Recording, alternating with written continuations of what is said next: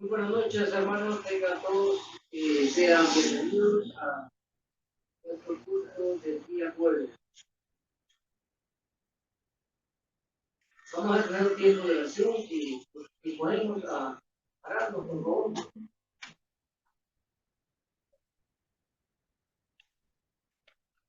Padre, esta noche te damos gracias por este tiempo, Señor, que tú nos permite, Señor, estar aquí en tu templo, Señor, alabando y glorificando tu santo y bendito nombre. Gracias porque permite, Señor, porque has permitido venir aquí a la iglesia, Señor, y por guardarte, Señor, en el camino. También te pedimos, Señor, que tú puedas guardar a los hermanos, Señor, que están pronto por venir y que tú lo puedas bendecir y que tú puedas acelerarle su paso. En el nombre de Jesús. Amén. Hermanos, vamos a tener un tiempo de lectura bíblica en Salmo 73, 25.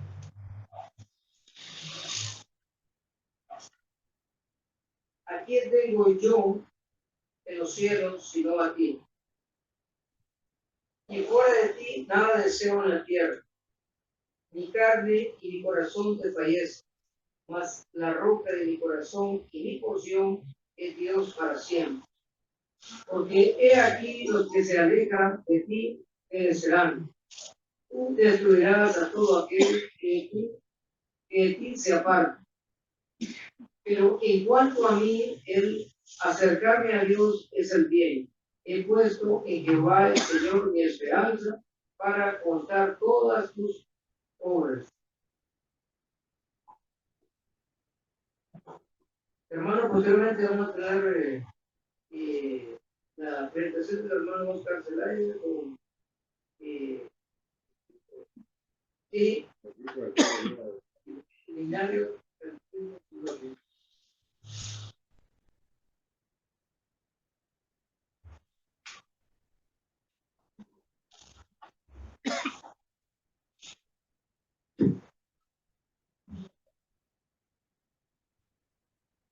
Buenas noches, hermanos, que Dios les bendiga. Vamos a cantar el himno 222 del himnario de la iglesia, Unidad de Gracia, un canto hermoso. Nos habla de Dios cuando envió a su Hijo Jesús. Murió en el Calvario, mas la tumba no lo pudo retener y resucitó. Y está a la diestra de Dios Padre. Dice,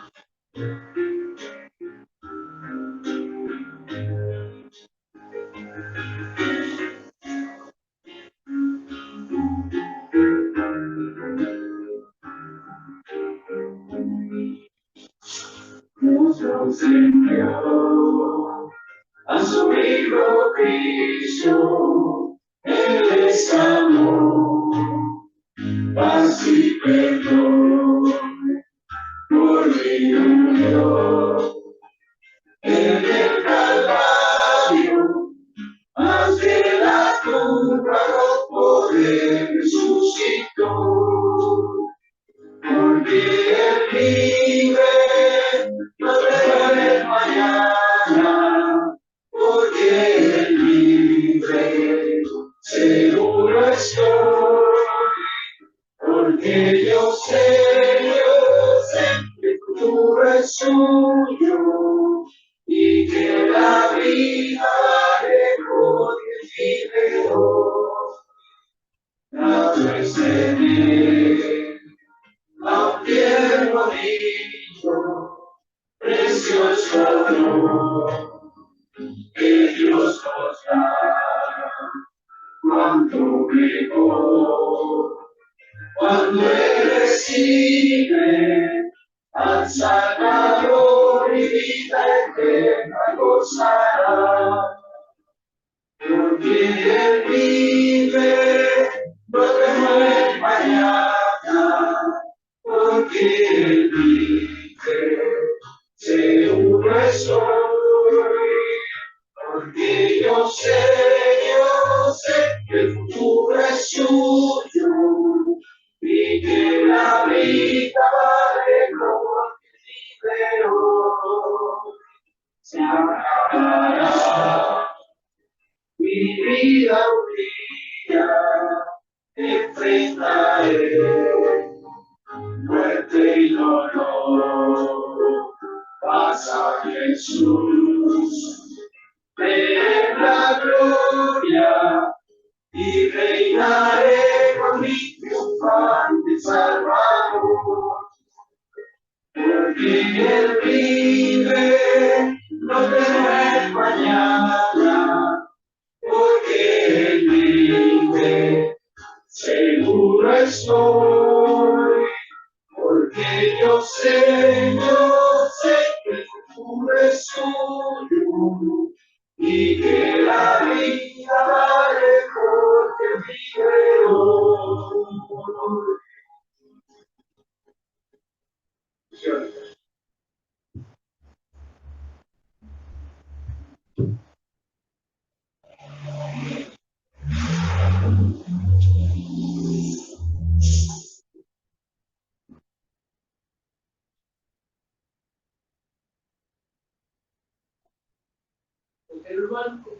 Hermano, tenemos la noticia del tiempo del hermano José Santos.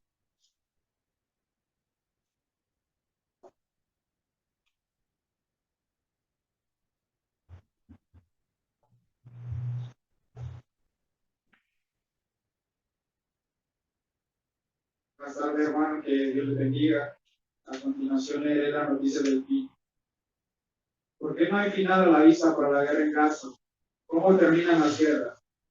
Israel ha argumentado que los términos de dicho acuerdo, aceptado por el grupo extremista Hamas el 6 de mayo, están lejos de satisfacer sus necesidades. Pero el interrogante no deja de ser urgente en Gaza. Tras más de 200 días de los ataques del 7 de octubre, el Ministerio de Salud del enclave afirma que los muertos por los bombardeos y las incursiones israelíes ascienden a casi 35.000 personas y los heridos a más de 78.000 personas. Varias organizaciones de asistencia humanitaria afirman que más de 1 millón de personas en el enclave están al borde de la inanición, enfrentando lo que consideran una hambruna inminente. Hay además 132 rehenes, aunque algunos de ellos podrían haber muerto por los mismos bombardeos o por decisión de alguno de los grupos que los tienen bajo su control. Aunque la enumeración podría ser suficiente, lo cierto es que un análisis de lo que sucede dentro y fuera de Israel arroja pocas esperanzas de un cambio de rumbo. Y la retórica de los altos funcionarios israelíes no da muestras de que algo pueda cambiar en el corto plazo. ¿Qué podría llevar al fin del conflicto desatado por el ataque de Hamas a Israel y la toma de rehenes en octubre, y que ya ha dejado decenas de miles de muertos en Gaza por las operaciones de las fuerzas de defensa de Israel? Numerosos analistas coinciden en que hasta el momento no hay factores dentro o fuera de Israel que puedan condicionar el curso del conflicto. Después del 7 de octubre, son los familiares de los rehenes quienes encabezan las manifestaciones exigiendo cualquier acuerdo que logre el regreso de sus seres queridos. Los rehenes son una herida profunda en la sociedad civil en general, que se suma a las 1.200 personas asesinadas ese día en un ataque sorpresa de Hamas que no tiene precedentes históricos y que explica un trauma cuyas consecuencias podrían perdurar y cristalizarse en el apoyo a la guerra. Entonces, aunque el descontento con el gobierno de Netanyahu es un fenómeno generalizado en Israel, según Rulansky, pareciera existir un consenso en que ese malestar de la sociedad israelí no es una amenaza para la continuidad del gobierno y para sus objetivos militares. Por sobre el enojo en el gabinete prevalece la conmoción por el 7 de octubre, lo que otorgaría una sólida base de sustentación al actual gobierno. Para él, no hay actualmente un deseo de paz en la sociedad israelí y la mayoría cree que este es un conflicto que se soluciona por la fuerza. Desde los ataques del 7 de octubre, entre la población se ha desatado un tribalismo violento. Digo tribalismo y estoy teniendo una mirada benévola porque es mi pueblo, pero creo que el miedo ha despertado una reacción muy violenta y que esto tendrá costos a futuro para la propia identidad israelí. Una ola de calor mortal empeoró la crisis humanitaria en Gaza. Gaza no estaba sola. Varias olas de calor que abarcaron una vasta área del continente asiático el mes pasado, durante el mes de abril más caluroso registrado en el mundo, se volvieron más intensas, probablemente debido a la crisis climática.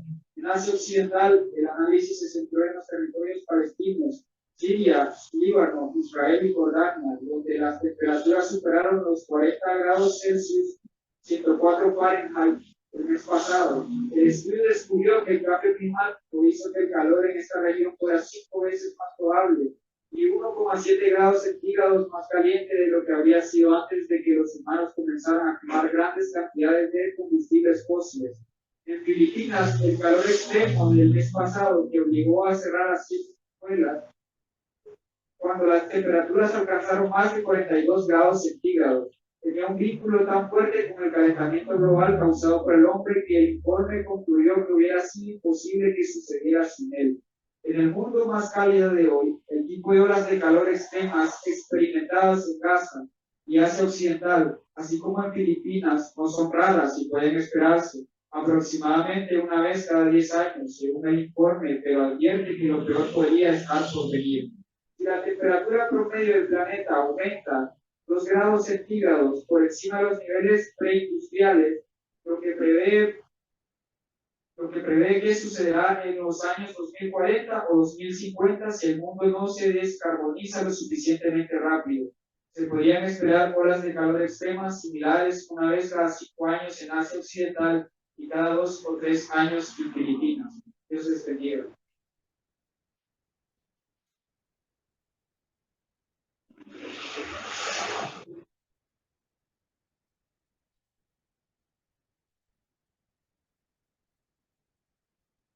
Continuemos, hermano.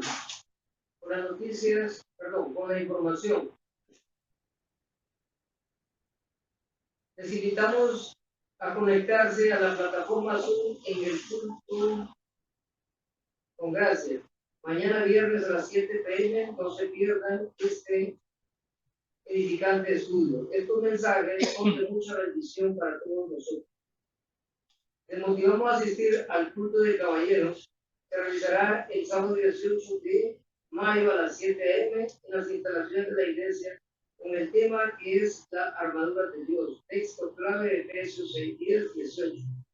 Les esperamos con un invitado. Recuerde que habrá transporte gratuito.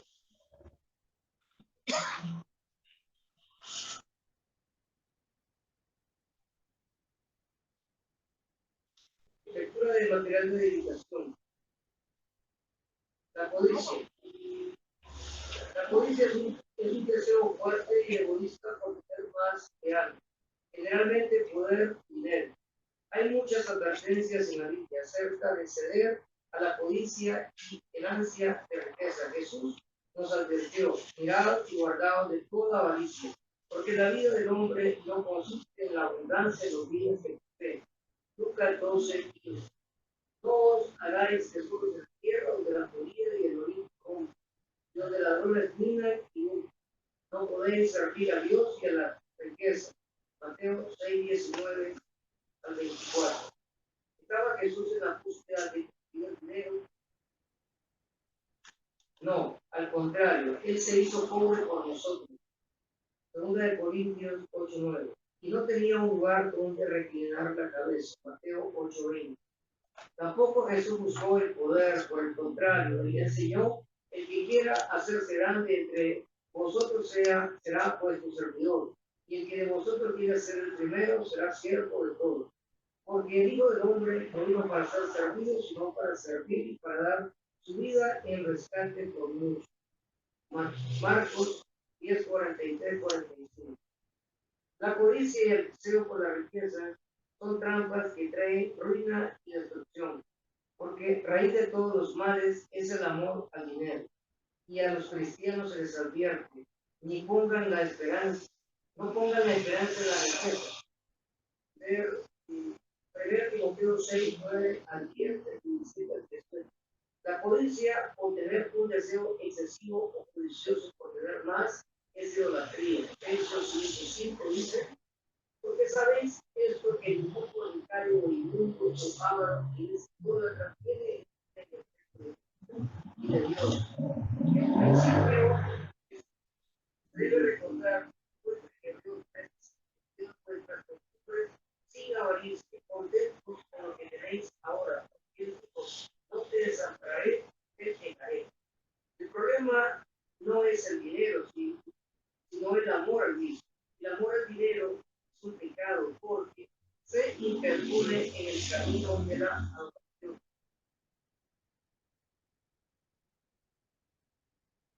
de Dios. Jesús dijo que era muy difícil que los ricos entraran en el reino de Dios. El joven rico preguntó a Jesús sobre lo que debía hacer para heredar la vida eterna. Jesús le dijo que vendiera todas sus posesiones y que diera dinero a los pobres. Oyendo el joven esta palabra, se fue triste porque tenía muchas posesiones. El Mateo 16, 22. Al decirle que renunciaran a su dinero, Jesús estaba mostrando el principal problema del joven, la codicia o el amor del dinero. El joven no podía seguir a Cristo porque estaba sintiendo el dinero. Su amor por este mundo interfería con su amor a Dios. La codicia no está satisfecha. La mayoría de las veces, entre más queremos, más queremos. Las posesiones materiales no nos superarán, ni en esta vida ni en la eternidad. La parábola de Jesús del rico insensato en Lucas 12, 13, ilustra muy bien este mundo. De nuevo, el dinero o la riqueza no es un problema. El problema es nuestra actitud. Cuando ponemos nuestra confianza en la riqueza o cuando somos consumidos por un insaciable deseo de más, estamos cometiendo el error de no dar a Dios toda la gloria y la oración. Estamos llamados a servir a Dios y no a perder el tiempo tratando de realizar. Proverbios 23, 4. El deseo de nuestro corazón de desear acumular riquezas en el cielo, no preocuparnos por lo que vamos a tener, beber y llevar, pues más buscar primeramente el reino de Dios y su justicia y todas las cosas serán añadidas. Mateo 6, 25, 34.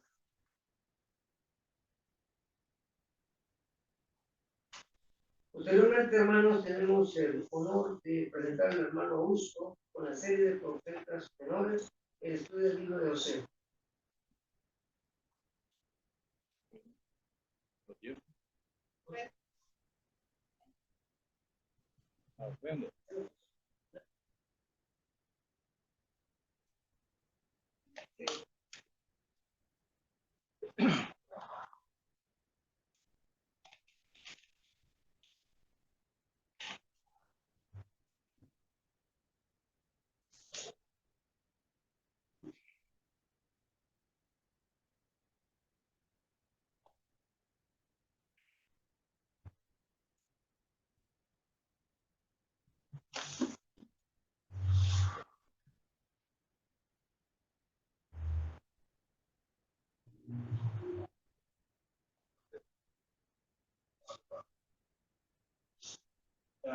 Bueno, para todos. Bien. Gracias a Dios por esta lluvia. Ha venido a refrescar bastante el ambiente, ¿no? Es que estamos muy agradecidos con nuestro Dios que nos haya enviado esta lluvia, verdad que estábamos felicitando ahora cosas de todo, que debemos estar agradecidos, ¿verdad? Y apreciamos, ¿verdad?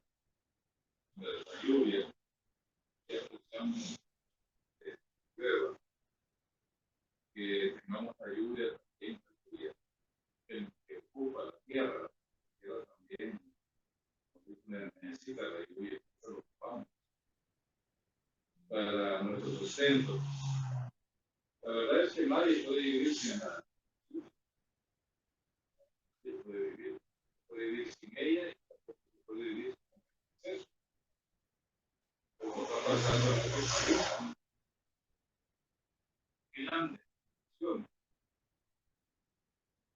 Es algo espantoso que está ocurriendo ahí. El exceso de lluvia, el hombre realmente ha causado mucho daño al ambiente. Todavía lo sigue causando. La verdad que esto que causó a nosotros, ¿verdad? La terrible ola de calor y sobre todo ese segundo bloque quería estar bien, ver bien, no me vuelva a repetir y creemos mejor el medio ambiente, pero gracias por vamos Señor. Esperemos que sea. Muy bien, hermanos, vamos a comenzar el día de hoy con un nuevo, podemos decir, de un nuevo, en este caso nos vamos al capítulo 5.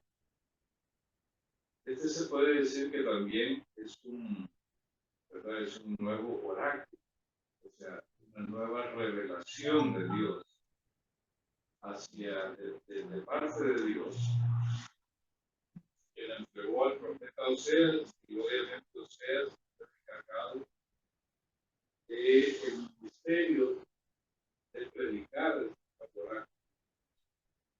Así que, como podemos ver, el capítulo 5 empieza con algo nuevo. Miren ustedes, ahí se explica cómo se llama, hay tres imperativos estadounidenses, pero estar atentos, ¿cómo se llama? Escuchar, ¿verdad? O sea, realmente son llamados, son imperativos, ¿verdad? Para poner atención a lo que se va a decir.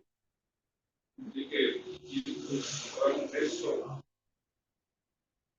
de nuevo. Y tal como pueden ver ustedes, este oráculo va dirigido específicamente a tres sectores que componen la sociedad del reino. El liderazgo espiritual,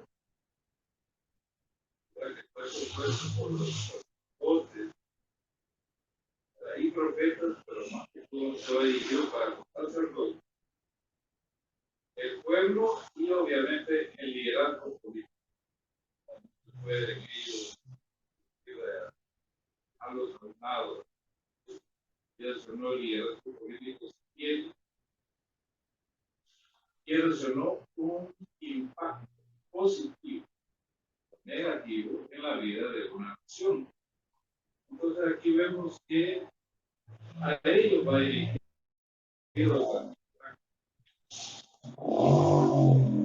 ustedes que, como decía ahí, cada uno se le explica, dice el grupo es, pero solamente no digo que hay presentación. Muy bien.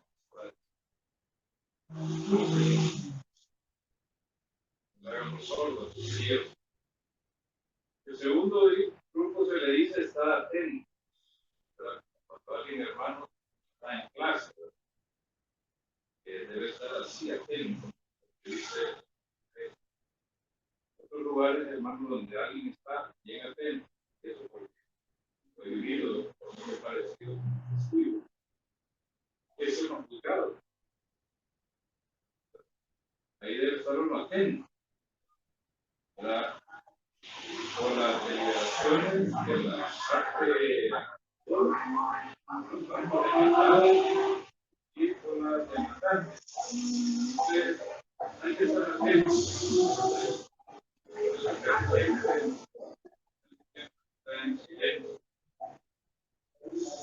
El tercer grupo se le dice escuchar. Me pareciera que fueran sinónimos, pero que es oír esto, escuchar. En verdad es un oráculo. Ahí puede decir, no, esto para la vida.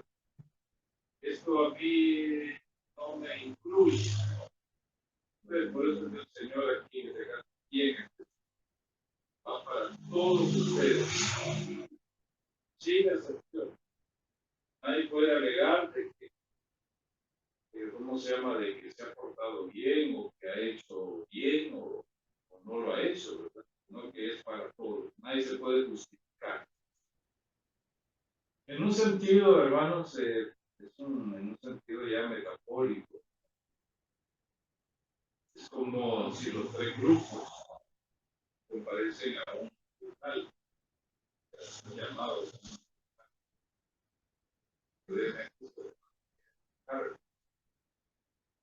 que hay contra ellos. Por eso es que deben escuchar y oír y estar atentos. Por esa razón. Y obviamente tenían que escuchar bien porque el Señor va a decretar un juicio sobre ellos. Pero tienen que saber las razones por las cuales les va a venir. Por lo cual deben estar bien atentos. Escuchando, poniendo atención. Porque los libros están compadeciendo ante el Señor. Y el Señor, hermano, eso es la Biblia que jamás el Señor castiga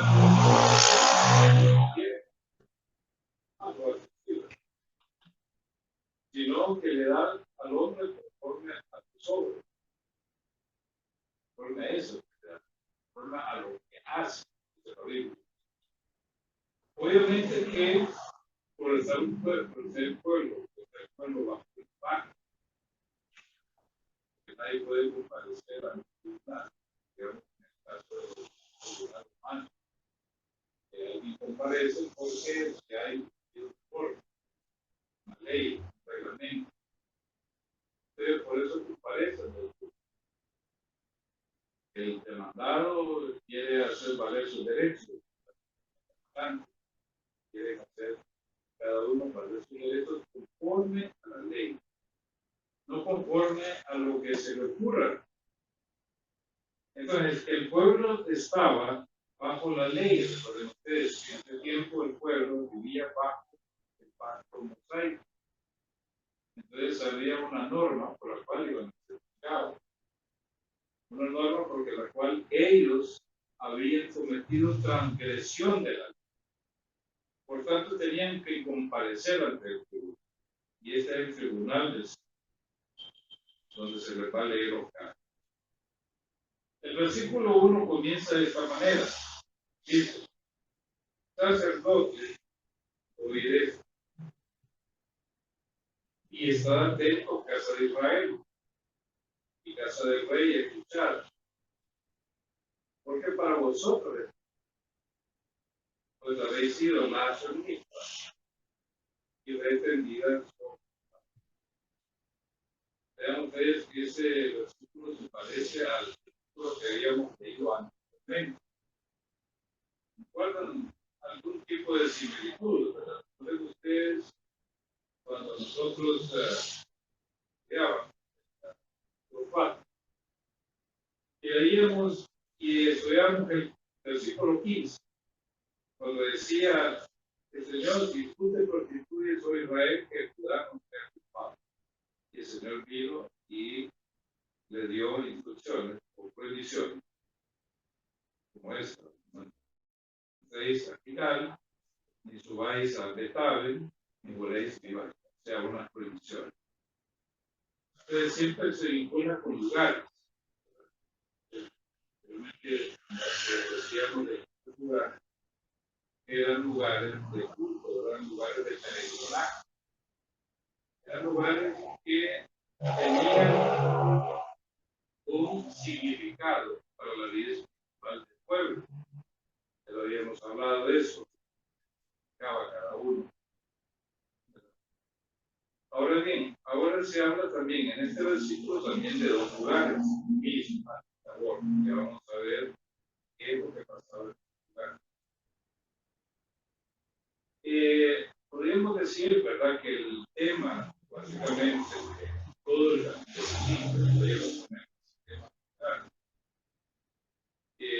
tema sería, podemos decir, el juicio contra el liderazgo, tanto el político como el espiritual, pero también contra el politismo, contra las sociedades.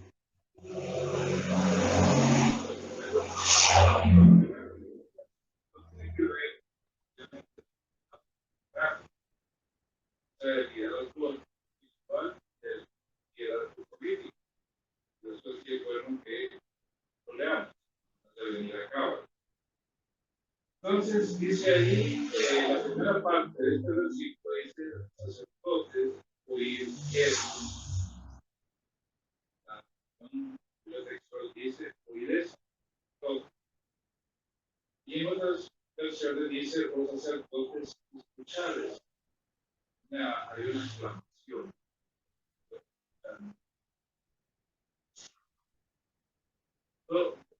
Lo que nos quiere decir, ¿verdad? Bueno, ¿qué nos pone primero el liderazgo político, digamos, la acción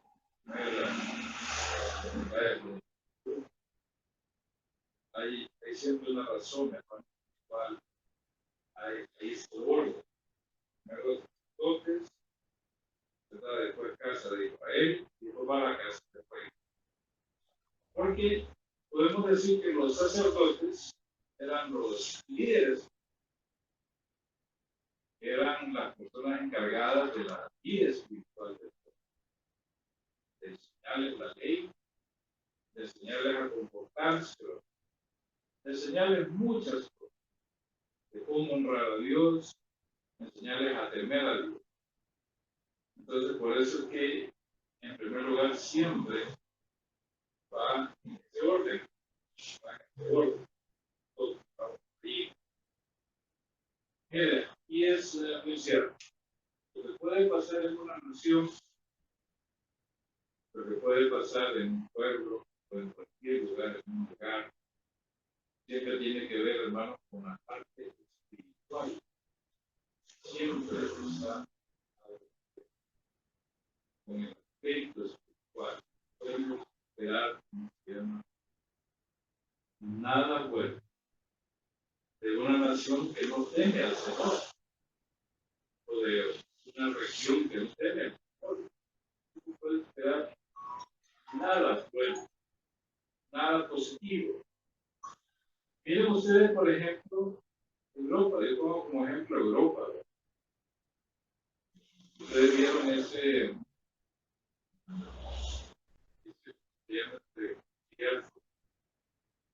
Eurovisión. Lo ganó alguien, dice que es de género noble.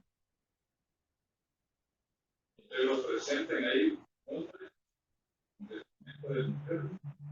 Y ustedes saben lo que es un género que se ha intentado, no binario. Es que no es hombre y no es mujer. No se cree hombre y no se cree mujer. Entonces le llaman no binario. ¿Qué le llaman? En un momento dado puede ser hombre, pero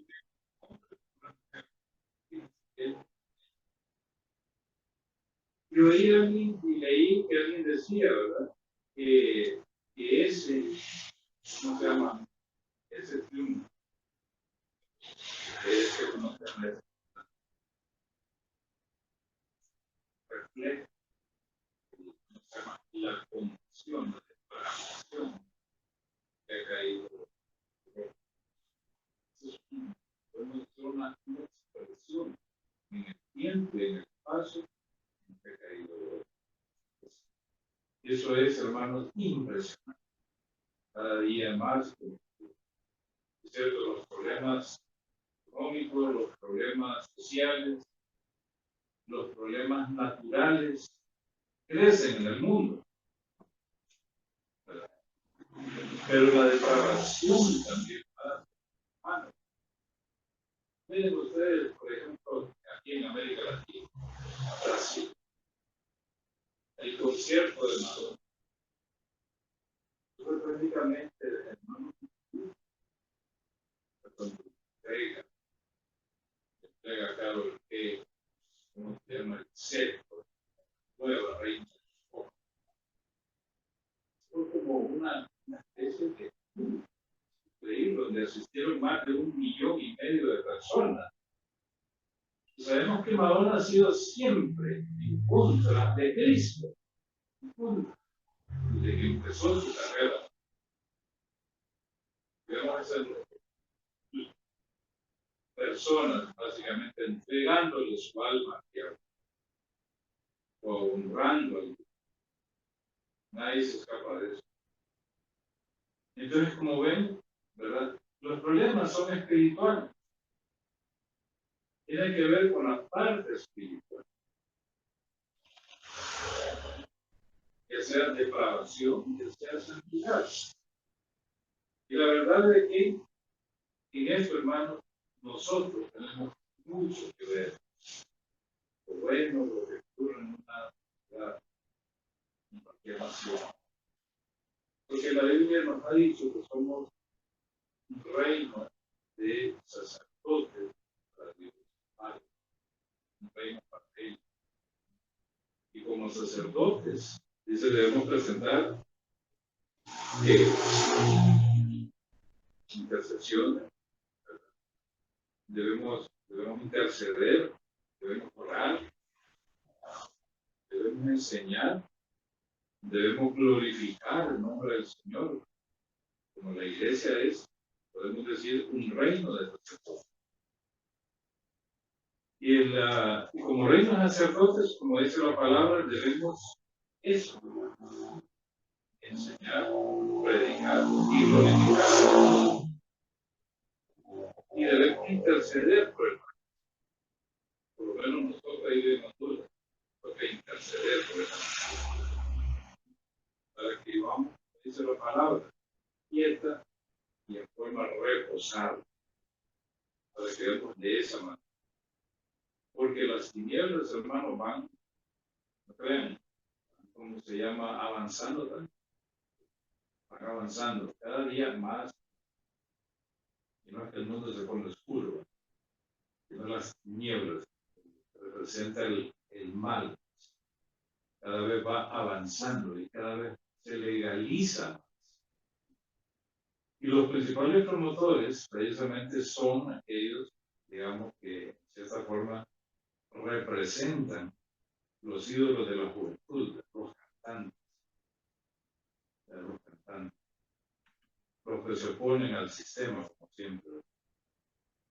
Pero más que todo, esas personas. Esos son los líderes de la juventud, ¿verdad? Cómo se visten, qué piensan, eso es imitado, se puede decir. El contenido de la música, eso impacta, eso llega a la conciencia. Entonces, como pueden ver ustedes, ¿verdad? El orden que lleva acá, dice sacerdote, va dirigido a ellos.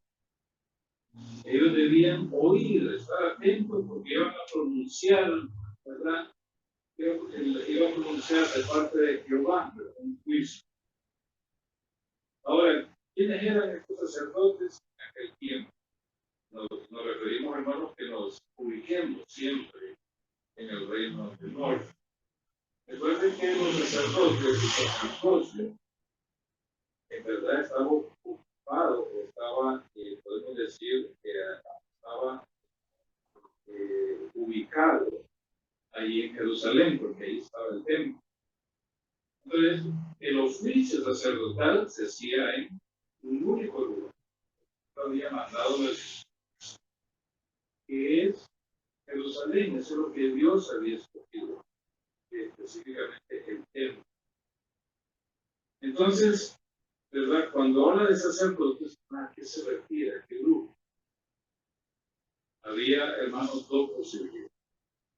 ¿Verdad? Recuerden ustedes que en el reino del norte no era el Samaria, era la capital, no era un centro de culto.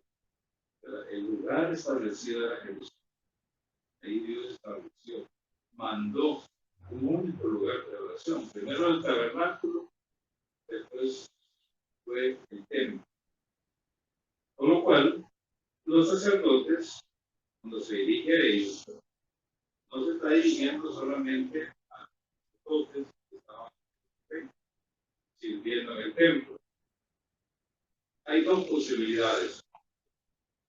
Bueno, se trataba de sacerdotes, siempre hijos de Leví, que tenían un ministerio especial para con el Israel del norte, de enseñarles la ley. Podemos decir una especie de misionero enviado desde Jerusalén.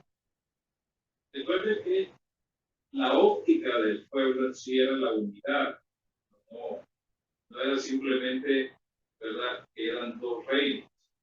Siempre en la mente de un judío o de un israelita está el aspecto de la unidad en sus 12 tribus. Entonces, no había razón alguna para dejarlos abandonados. Entonces, posiblemente había personas que eran enviadas de Jerusalén para no descuidarlas, entonces, para mantenerlos en la fe viva, para que no se apartaran de Jehová, el Dios verdadero. Entonces había una especie de sacerdotes de esa clase. Estaba la otra posibilidad también de los sacerdotes que databan de aquellos que impuso el rey Jeroboam I, cuando se dividió el reino, y que obviamente este rey produjo reforma. O sea, el aspecto político hizo reformas religiosas, se metió en la religión. Y obviamente sabemos que esa decisión que tomó ese rey condujo a la depravación o a la decadencia en parte del pueblo. Lo que les enseñó fue a orar, ¿cómo se llama?, a rendir culto a los becerros, que puso en extremo con el error, para que el pueblo no fuera a adorar al verdadero Dios, a Jerusalén, sino que fuera a adorar, ahí nomás se quedara, adorando a los becerros. Y le dijo al pueblo: estos son los que te sacaron de la tierra de tratar de, ¿cómo se llama?, de comparar a Dios con unos becerros, ¿cómo se llama?, imágenes. Esos son imágenes. Imágenes que no van con Dios verdadero. Entonces, esas reformas que produjo ese rey más bien condujeron a esa decadencia, a esa depravación, porque no hubo un solo rey, ¿verdad?, que no hiciera lo malo delante de Jehová. Ustedes pueden leer el libro de Reyes y se van a dar cuenta de ello. Dice: murió el rey tal, ¿verdad?, y su hijo lo sucedió tal. Dice: e hizo lo malo ante los ojos de Jehová. Y miren, cada rey que llegaba empeoraba las cosas, superaba en maldad a las cosas, lo superaba. Y claro, no eran hijos de Cristo. Entonces, puede que el sustantivo entonces utilizado del sacerdote se refiera a, puede ser que sea a ambos. Uno porque se habían apartado, ¿verdad?, y los otros porque ya estaban apartados, ya se habían apartado y enseñaban al pueblo. O sea que básicamente ambos grupos,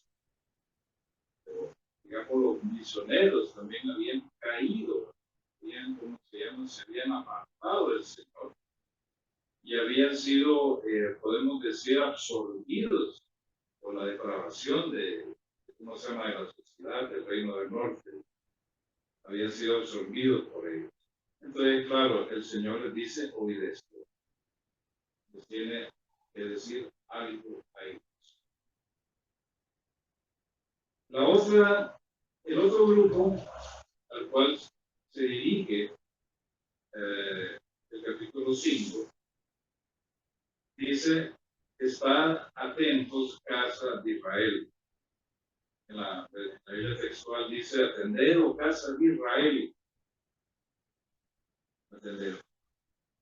Sabemos bien, hermano, que la casa de Israel es una referencia al pueblo de las 10 tribus, lo cual se consideraba como una familia. Decían casa de Israel, ¿cómo se llama? Estaba de por medio del aspecto familiar. Entonces, cuando dice casa de Israel, o sea, se miraba como un pueblo, una familia. Entonces, por eso habla de casa de Israel. Y ellos debían estar atentos porque lo que iba a ser anunciado se aplicaba al pueblo visto como un todo. Entonces dice casa de Israel. O sea que ahí nadie se puede salvar. Posiblemente se salvarían, ¿verdad? El remanente, porque siempre ha habido un remanente. Por ejemplo, cuando Elías, cuando en el Monte Carmelo, hizo aquel culto, mandó a llamar a los israelitas, mandó a llamar a los seguidores de Baal, y ahí demostró Elías quién era el Dios de Israel. ¿Quién era? El romano dice, Elías creía que estaba solo, porque la reina Jezabel, ¿verdad? Lo digo, bueno, si tú estás vivo para mañana, así me hagan los dioses. Entonces él se fue con miedo, huyó, se fue hasta el monte Oreo, el monte de Dios, porque él creía que estaba solo. Pero vemos que no es así, ¿verdad? Había 7,000 hombres que no habían doblado sus rodillas delante de los días. Era claro, una pequeña cantidad. Era un remanente que no se había contaminado con los ídolos de Baal. Entonces no estaba solo. Había gente, a pesar de la depravación del pueblo, había gente que seguía el Señor. Ahora aquí de nuevo va un juicio. Obviamente que ese juicio fue lo más adelante, pero nada más. Se trata de un juicio que va a venir de calamidad, de desolación, que va a ser ejecutado por los asirios. Y algunos lo único que podían llevar de por sí, lo único que podían rescatar era sus propias vidas. Ese sería el botín con el cual iban a salir de sus propias vidas. Y después, hermanos, después de que les dice o les hace un llamado a estar atentos en la casa de Israel, ahora dice casa del rey. Escuchar, o sea, prestar oído, casa real. El término hebreo para casa es bayit, que tiene múltiples significados, pero en este contexto es una referencia a la familia del rey, incluidos los servidores. Los servidores siempre eran gente leal, ¿verdad? Al rey. Entonces, por eso es que había una corte. Entonces van incluidos ellos también, ahí en esto. Todos deben escuchar. Desde el rey, la reina, los príncipes, los servidores del rey, todos, para ellos, todos debían aplicar el oído para lo que el profeta les va a decir de parte del Señor.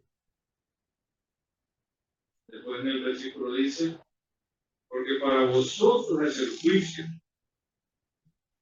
En la Biblia textual dice, para a vosotros afecta esta sentencia. Lo que yo les había dicho antes. Ellos están delante, están en un juicio, comparecen todos ellos, hay grupos ahí. Entonces dice, para vosotros afecta esta sentencia, o este juicio. Eso es lo que lleva, lo que significa ahí la término juicio. Sentencia. Una sentencia, debían oír la Biblia. La conclusión, porque explica, ¿verdad? Es explicativa, dice que no pensara que se pudiera referir a otra persona, a otro grupo de personas, ¿verdad? Es como si el Señor dijera, no se comporten como la sentencia no fuera para ustedes. Podemos decir que hicieran oídos sordos, no es para ustedes que yo voy a declarar esta sentencia. El contexto nos indica que el juicio que vendría es directamente sobre toda la nación. ¿Y qué consistía la sentencia? Obviamente que todos eran culpables por transgresión de la ley. ¿Qué es lo que iba a mostrarse ahí? Bueno, la ley dice, ¿cómo se llama? No tendrás dioses ajenos delante de mí. Y toda la tierra está llena de ídolos. Entonces, es visible. No hay excusa. No te das imagen, una semejanza de cosas que están en el cielo, debajo de la tierra, debajo de las aguas. Absolutamente. Es bien interesante eso. La otra sentencia, ¿cuál era? ¿Verdad? No cometerás, no matarás. O en pocas palabras, no cometerás homicidio. Y el Señor había dicho ya antes que la tierra se derramaba sangre. Se derramaba sangre. Uno a otro ¿cómo se llama? Se llevaban a cabo los homicidios. Terminaba uno, comenzaba otro, tierra. Eran culpables. Que no cometerás adulterio, también eran culpables. Entonces, porque a eso iban. Entonces, prostituirse. Las mujeres jóvenes, los hombres adultos, o jóvenes también. Todos ellos iban a prostituirse. La mujer ya edad avanzada. Entonces, ya está leyendo la ley. No tomarás el nombre de Dios en vano. O sea, jurar en vano. O sea, es tomar el nombre de Dios. Entonces, vaya, digamos, por así decirlo, hermano, que le está leyendo aquellas cosas en las cuales habían sido unos transgresores. Y obviamente, en la misma ley, como se establece, por eso no castigo. Y claro, eran pueblo escogido. Ellos estaban obligados. Ustedes ven, hermano, y ustedes estudian bien la ley, ¿verdad? Ahora, como dice Hebreo. Pero si ustedes estudian bien el decálogo, el castigo por transgredir el decálogo era la pena de muerte. Era la pena de muerte. O sea, el que transgredía el decálogo básicamente no tenía expiación. No tenía expiación, sino que era la muerte directa. Hubo un caso, ¿verdad?, en que uno quebrantó el sábado y se le aplicó la pena de muerte. También un caso de adulterio, se le aplicó la pena de muerte. Otro que maldijo el nombre del Señor, también se le aplicó la pena de muerte. Parece ser que el decálogo, la transgresión del decálogo, implicaba, hermano, la pena de muerte. Bien, ahora vamos aquí a ver,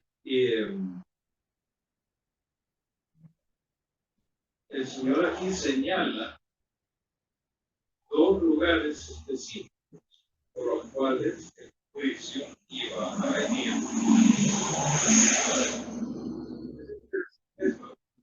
Dos lugares. Todo Israel, toda la región del Reino del Norte, y ¿cómo se llama? Habían hecho lo malo, se habían depravado. Pero señala a dos lugares específicos. Ya vamos a ver por qué. Miren ustedes, dice así: pues habéis sido lazo en Mizpa y red tendida sobre Tabor. Miren ustedes que la conjunción, pues, es causal, es de causa. Y obviamente está vinculado con la frase que se dijo anteriormente. Por medio de esta conjunción se van a mencionar razones por las cuales vendrá el juicio. ¿Cómo decir, hermano? Pruebas. O sea, las pruebas más contundentes. Las pruebas más contundentes. Esa causa de lo que había sucedido en Mizpa y Tabor, y para ello se usan dos figuras funcionales, y de animal, paso, pero vamos a ver de Mizpa. ¿Qué es Mizpa? El lugar llamado Mizpa está situado cerca de Jerusalén, mientras que Tabor se encontraba cerca del mar de Galilea, en el otro extremo. En el otro extremo. Todo indica que había un camino que conectaba las ciudades de Betel, Gilgal y Mizpa. Por ese camino anduvo el profeta Samuel cuando juzgaba a Israel. Y es lo que dice primero Samuel.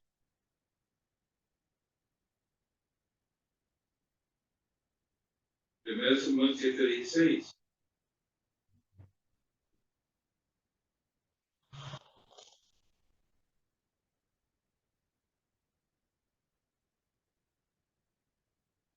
Dice, desde el versículo 15, Samuel juzgó a Israel todo el tiempo que vivió.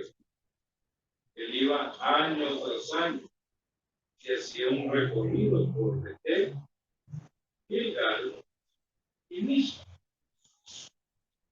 y juzgaba a Israel en todos estos lugares. Después regresaba a Ramá, pues allí estaba su casa, y ahí también juzgaba a Israel. Allí mismo edificó un altar a Jehová. Pero dijo usted, Samuel dice, fue año tras año, hacía este recorrido, hacía un recorrido. Betel, Gilgal, Mizpa. Interesante eso. Pero también ahí vemos que además de cuando ya estuvo anciano, ¿verdad? Que dice, después regresaba a Ramá y ahí también estaba su casa y dice que ahí también, ¿verdad? Tenía un ministerio, o sea, no paraba su ministerio. Dice que regresaba a casa y también ahí dice juzgaba a Israel. No quiere decir, hermanos, cuando dice juzgaba, es que ahí lo juzgaba, ¿no? Que impartía justicia, enseñaba la ley, le decía al pueblo cómo debían comportarse. Dice que juzgaba. Entonces, ahí estaba ese recorrido. Ahora, Mizpa era fronterizo, también quedaba cerca de Jerusalén y era fronterizo con el reino del sur. Se deduce que las peregrinaciones provenientes de Jerusalén para ir a la Gilgal, que también es un centro importante para Israel, y después a Betel, tenían que pasar por la región de Egipto. Miren ustedes que el Señor, por supuesto, había prohibido 4:15 a los peregrinos del reino del sur ir a Gilgal y Betel. Y obviamente para que no se contaminaran con los ídolos, también para que no cayeran en un lazo al pasar por Mizpa, porque obligadamente tenían que pasar por Mizpa para ir a esos lugares. Esto podría explicarse de la siguiente manera. Las personas que tomaban esa ruta corrían el riesgo de perder sus vidas. Bueno, ¿quién más iba a matar a esto? Bueno, había asesinos, bandas de asesinos, bandas de delincuentes. De repente, bueno, puede decir, bueno, es común, las monturas escuchamos, cuestiones de la eran bandas, eran crimen organizado, eran maras, ¿verdad? Uno no puede entrar, iba a pasar por ahí. Pero ¿qué pasaba? No? Miren ustedes, qué interesante esto. Las personas que tomaban estas rutas corrían el riesgo de perder su vida, ya que una compañía de sacerdotes mata en el camino para ir hacia Siquem. Miren qué terrible es. Ustedes me dirán, bueno, ahí dice para ir a Siquem. O sea, 6:9. O sea, 6:9.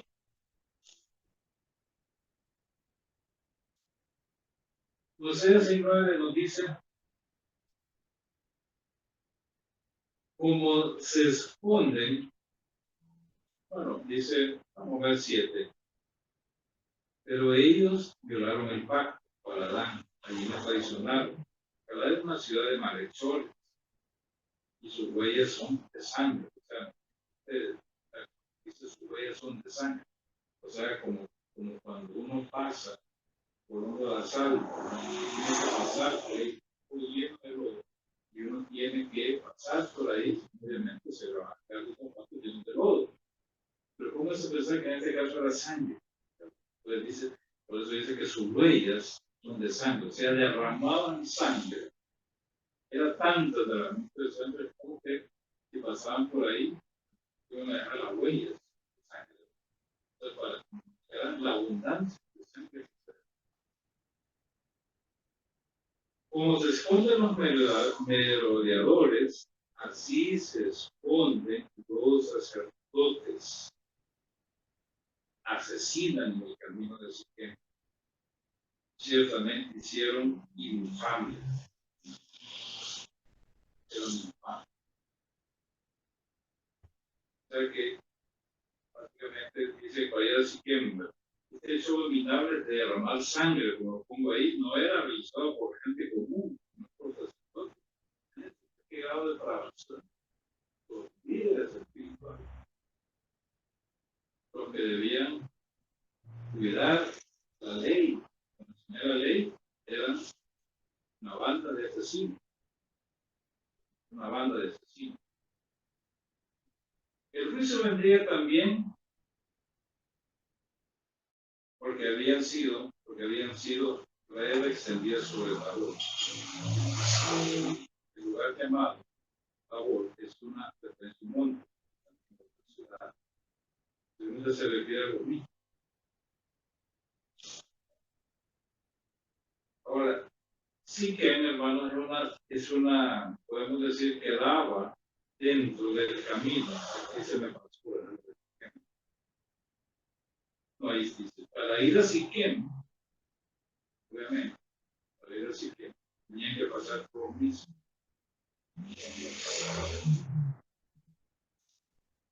Entonces, obviamente, el pueblo que se dirigía a Mispa, obviamente ahí era un punto intermedio, tenía que pasar. Y ahí se podía encontrar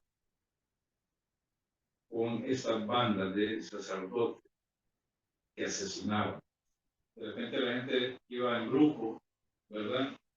Peregrinando, caminando. Cuenta un grupo de sacerdotes, qué alegría. Van a predicar la palabra, van a enseñar la ley, o van a orar por nosotros, van a rogarle al Señor por nosotros, ¿verdad? ¿Qué va? Los apresaban y los mataban. A eso iba. Ahora bien, miren ustedes, como digo, un hecho abominable. No era por sino por ¿hasta dónde llega el grado de depravación? ¿Cómo se pasa? ¿A dónde se puede ir? Después dice que el juicio vendría también porque habían sido redes extendidas sobre Tabor. El lugar llamado Tabor es una referencia a un monte, como también a una ciudad. vean ustedes, pero lo que quiero es que vean ustedes es 1 Crónicas 6:77.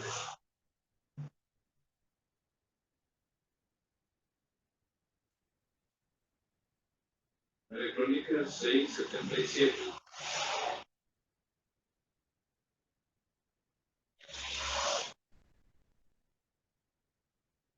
Es largo este capítulo. 77 versículo. Dice 6:77. Habla de la repartición de las ciudades a los hijos de Leví. A los hijos de Merari que habían quedado, les dieron del antiguo Zabulón, Rimón y sus campos de alrededor, Tabor, campos de alrededor.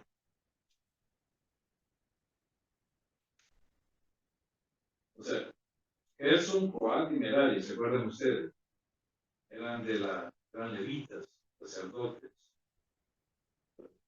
Ellos tenían a su cargo un ministerio en el tiempo, en el templo, Entonces, de nuevo, ¿verdad? Hay una ciudad que se llama Tabor, que fue entregada a sacerdotes levitas, descendientes de Merari.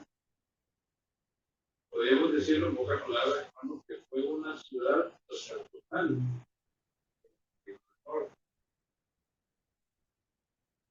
Y también Tabor, miren ustedes, 1 Samuel 10:3. 1 Samuel 10:3.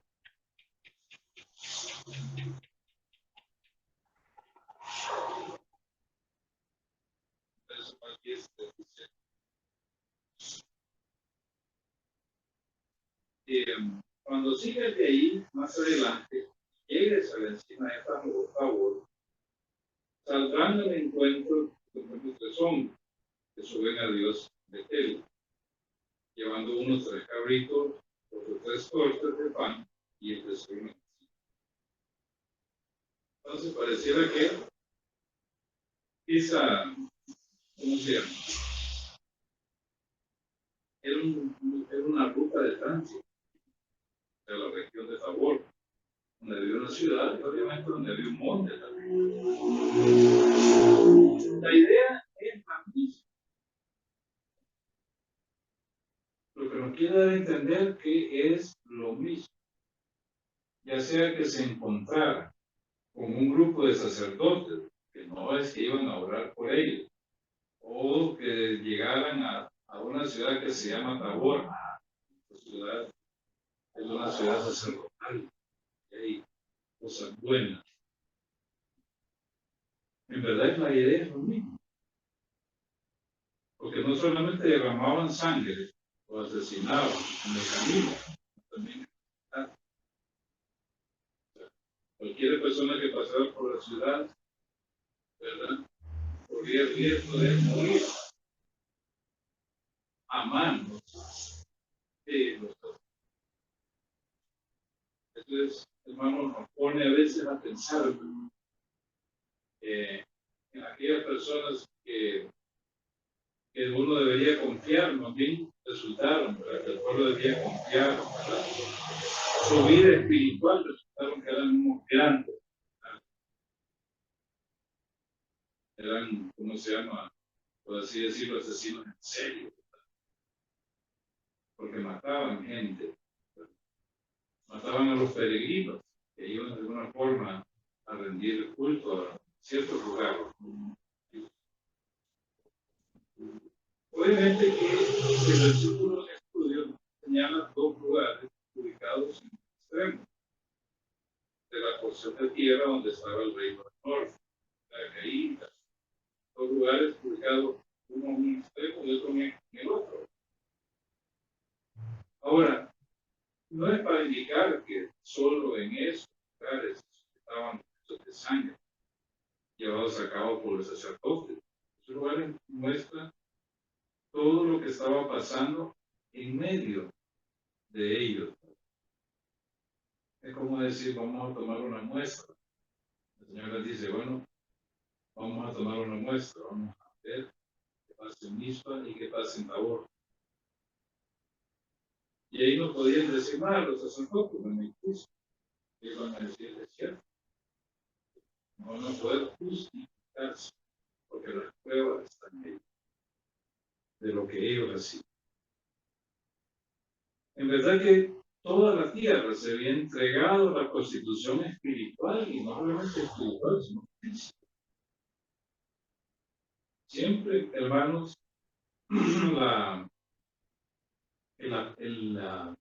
la prostitución espiritual, siempre esa, podemos decir, ese hecho de estar en contra de Dios, tiene su expresión, pero siempre tiene su manifestación en el tiempo y en el espacio. El mundo, especialmente las grandes potencias económicas, ya han expresado básicamente lo que tienen espiritualmente. Siempre están activos contra Dios. Siempre están proponiendo cosas que van en contra de lo que es Dios. Siempre en contra de lo moral, siempre en contra de lo natural. Pero siempre lo van a ver ustedes. Y entre los europeos, peor todavía. Hay un concepto nuevo también en Europa. Lo que les dije del cantante Zuma, pero hay otro concepto. O sea, como parte de la ideología, se le llama agamia. Ustedes han oído hablar de lo que es agamia. Es un nuevo concepto. La agamia, bueno, hemos oído hablar de monogamia y hemos oído hablar de poligamia, ¿verdad? Pero ahora hay un nuevo concepto, agamia. Agamia significa que si dos personas están casadas, pueden tener parejas fuera, las que quieran. El hombre puede tener tantas mujeres como quiera y después llegar a su hogar como lo mismo las mujeres. Pueden salir con quien quieran y siempre estar en el hogar y como si nada y quedar sus hijos y así. Eso se le llama agamia. Exclusión del hogar. Increíble la rebelión, pero no solo del corazón, ¿verdad? Sino cómo se está expresando, cómo se está manifestando a través de ideologías. Y eso es preocupante, porque eso, hermano, tiene que ver con la parte espiritual, tiene que ver con las reglas de Dios, que Dios estableció el matrimonio, a punto, ahí, más hombre y mujer. Nada de género no binario, que es binario. Y es tanta basura, como decía el apóstol Pablo, tanto estiércol, ¿verdad? Imagínense ustedes, el mundo hace. Por eso, hermanos, digo yo,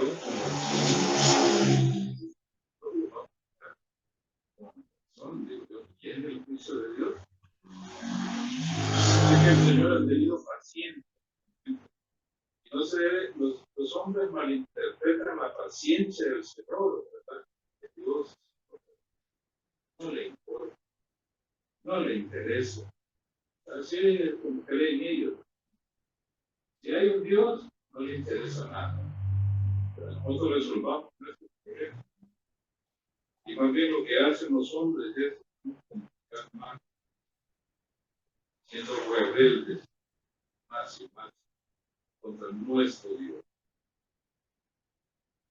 Por eso, hermanos, en este mundo en que estamos, debemos mantenernos firmes, leales al Señor.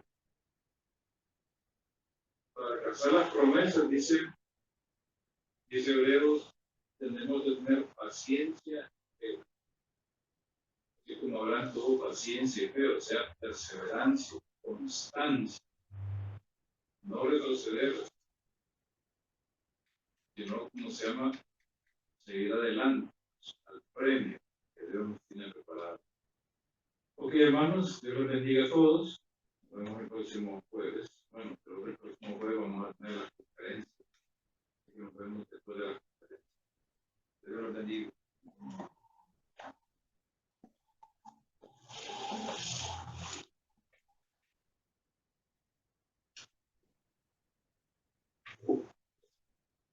Hermano, continuando, realmente tremenda palabra del hermano Estefan, realmente que nos enseña a podernos dirigir y realmente estar preparado para ese día especial que Dios nos tiene. Pero para eso, como dice, tenemos que tener perseverancia. Vamos a tener un tiempo de oración por las ofrendas.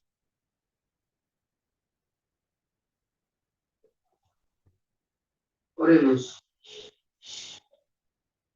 Padre, te damos gracias por las ofrendas que cada uno de nuestros hermanos depositará en el alfolí, Señor. Bendícela, Padre.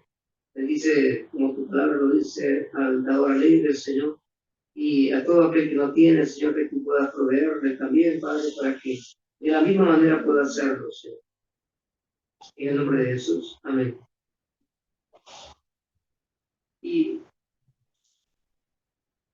Y finalmente, hermanos, con esto finalizamos.